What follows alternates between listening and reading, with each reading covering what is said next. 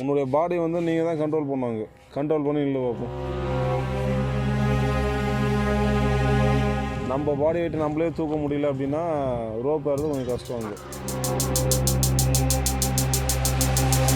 அங்கே 120 signing pain ஏரில் நார்மலாக தான் இருக்குது அப்படின்னா டபுள் சார் அடிச்ச கான்செப்ட்.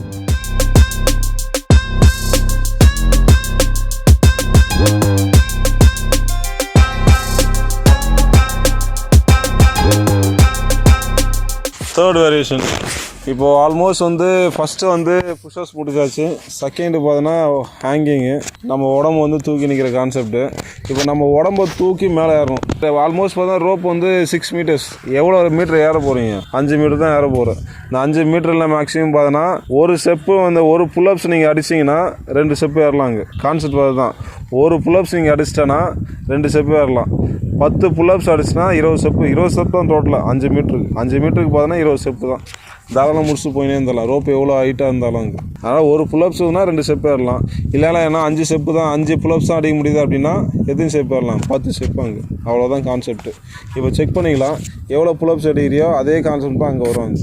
சின்ன மேலே போய் டவுன் பண்ணுவாங்க. என்னுடைய கவுண்ட்டு. Ready position.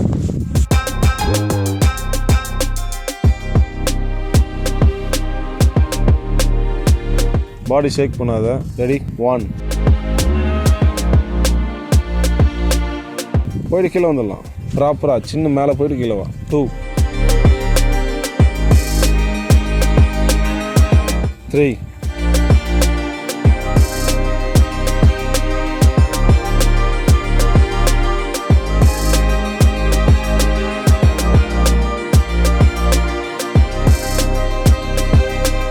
8 ரிலாக்ஸ். புரியுதா? இப்போ 3 டெஸ்ட்டு ஆல்மோஸ்ட் கம்ப்ளீட்டட். இந்த 3 டெஸ்ட்டில் பார்த்தோன்னா உங்களுக்கு லாஸ்ட் ஒன்று பார்த்தோன்னா புல்அப்ஸ். எத்தனை புல்அப்ஸ் வச்சா ரோப் ஏறலாம்? என்கிட்ட வந்து கேட்கலாம், சார் நான் 10 புல்அப்ஸ் அடிக்கிறேன், ஏன்னா ரோப் ஏற முடியும் அப்படின்னா அது 2வது ரீசன் தான். இங்கே க்ரிப் இல்லாத ரீசன் தான் நம்மளுக்கு. சப்போஸ் அந்த க்ரிப் இல்லை அப்படின்னா க்ரிப்பை வந்து இம்ப்ரூவ் பண்ணிக்க. இந்த கான்செப்டில் நம்ம பண்ணி ஆகணும். நான் எல்லாமே 10 புல்அப்ஸ் அடிக்கிறேன் சார், ஹேங்கிங்கும் பண்ணுறேன், 30 புஷ்அப்ஸும் வந்து அட் டைமில் நான் அடிக்கிறேன், என்னால் ரோப் ஏற முடியல அப்படின்னா உன் பாடி வெயிட்டை கம்பல்சரி ரெடியூஸ் பண்ணி தான் ஆகணும். வேறு வழி இல்லை. ஏன்னா உன் ஷோல்டர் பார்த்தோன்னா ஓரளவுக்கு தான் வெயிட்டை தூக்கி மேலே ஏற முடியும். என் கையை வந்து ஆல்மோஸ்ட் பார்த்தோன்னா ஒரு 80 கிலோவுக்கு தூக்கி மேலே ஏறலாம். 80-100 கிலோ ஆச்சுன்னு வச்சுக்க. என்கிட்ட ஸ்ட்ரென்த் இருந்தாலும் ஒரு 40 புல்அப்ஸ் வச்சாலும் நான் இங்கே ஸ்ட்ரென்த் இல்லைன்னா என்ன பண்ண முடியும்?